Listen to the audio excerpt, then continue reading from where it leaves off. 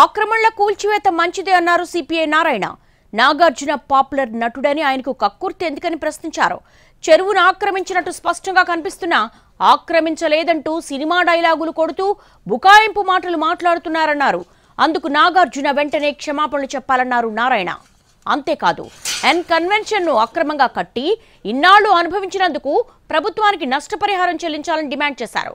అలాగే మల్లారెడ్డి, పల్లా రాజేశ్వర్ రెడ్డిలు కూడా కబ్జాలకు పాల్పడి పతివ్రతల్లా మాట్లాడుతున్నారని మండిపడ్డారు.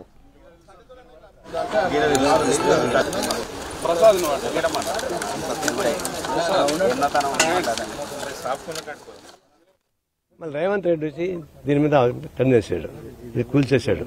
మనం స్వాగతిస్తున్నాం.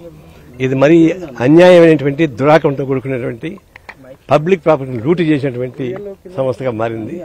దీన్ని కూల్చేయడం మంచిదే. ఆయన పాపులర్ సినిమా యాక్టర్ కావచ్చు. పాపులర్ సినిమా యాక్టర్ ఆయనకు చాలా డబ్బులు ఉన్నాయి. సినిమాలు యాక్ట్ చేసి ఇంకా డబ్బులు ఎక్కువ వస్తాయి. అందులో బిగ్ బాస్ యాక్ట్ చేస్తున్నాడు. బిగ్ బాస్ చాలా డబ్బులు. ఇదంతా ఒక లెక్క కాదు.